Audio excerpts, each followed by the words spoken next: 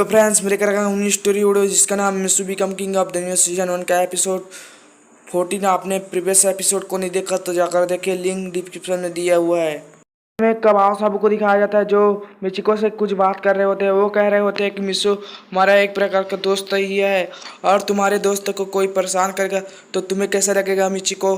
वो मिचिको से ऐसा कह रहे होते हैं और तभी मिचिको को याद आता है कि उसने परमैन को अपने यहाँ कुकीज़ खाने के लिए बुलाया है। तो कबाब साहब उससे कहती है कि चलो मैं रखता हूँ, मेरे यहाँ कुकीज़ खाने के लिए परमैन आने वाला है। तो वो दोनों कहते हैं कि क्या हम भी आ जाएं खाने के लिए। तो मिस चिको कहती है कि नहीं, मैंने सिर्फ परमैन के लिए बनाया है, ना कि तुम्हारे लिए।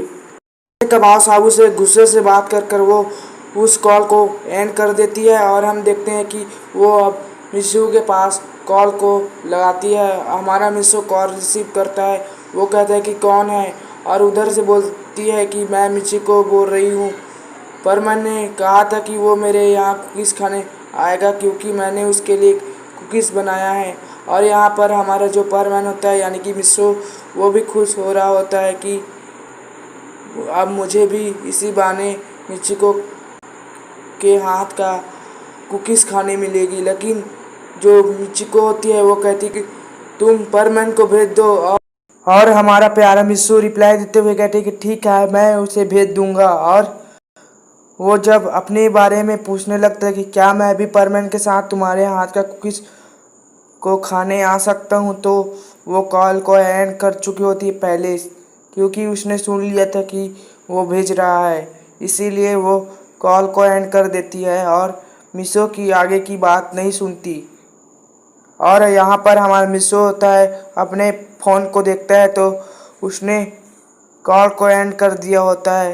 यहाँ पर हमारा मिसो कहता है कि मिचिको ने मेरा कॉल क्यों काट दिया, ऐसा उसने क्यों किया। और ऐसा कहते हुए वो रूम में चला जाता है और हम देखते हैं कि वो अपने रूम में जाकर रोबोट को ऑन करता है और कहता है कि रोबोट, मिचिको ने मेरा कॉल क्यों काट दिया। वो कहता है कि मुझे सारी बात बताओगे। तो वो कहते हैं कि रुको, मैं साथ अपना मेमोरी एक्सचेंज करता हूँ। और वो अपना मेमोरी एक्सचेंज करता है तो मिसू के रोबोट को सब बातें पता चल जाती है। और वो कहता है कि मुझे पहले ही मालूम था कि ये मिचिको है, तुम्हारी आइडेंटिटी से प्यार नहीं करती, पर तुम्हारा जो परमैन की पावर है उससे प्यार करती है, ना कि तुम्हारे रियल आइडेंटिटी से मिसो। और इसीलिए उसने ऐसा किया। और ये सारी बातें सुनकर मिसो का दिल बहुत हर्ट हो जाता है और वो दुखी हो जाता है। तभी तभी रियल मिसो कहता है कि तुम जाओगे रोबोट परमैन बनकर मिचिको के पास उसकी कुकीज़ खाने के लिए। अब मैं नहीं जाऊंगा उसके पास कभी भी। बातें अपनी रोबोट से कर रहा होता है, तभी सडनली उसके एजल्स को कुछ अर्थ के बाहर दिखाई देता है। वो देखता है कि कुछ डायमंड अर्थ में अटैक करने के लिए उसकी तरफ बढ़ रहा है। तभी मिसू को वो बता देता है कि कुछ डायमंड्स हमारे और आ रहे हैं अटैक करने के लिए, हमें क्या करना चाहिए मिसू। मिसू कहता है कि तुम मेरी बॉडी का पूरा कंट्रोल ले सकते हो ना। तो वो कहते हैं कि ठीक है, मैं आपका पूरी बॉडी का कंट्रोल लेता हूँ।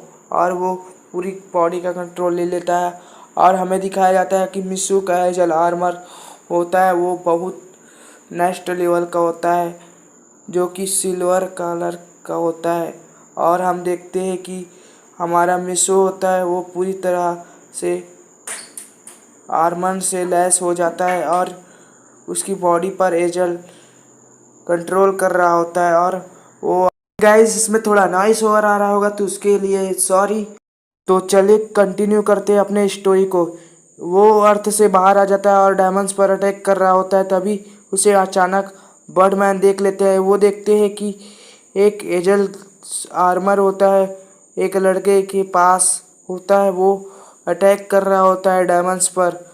और ये देखकर तो भाई बिल्कुल चौंक चुके होते हैं अपने बर्डमैन। वो कहते हैं कि ये तो कई साल पहले ही विलुप्त हो चुके हैं, ये तो सिर्फ एजल के दुनिया में ही मिल सकता है। और ऐसा कहकर वो ध्यान से देखते हैं तो उसे अपना मिसू दिखाई देता है। जिसके शरीर पर एजल्स आर्मर होता है।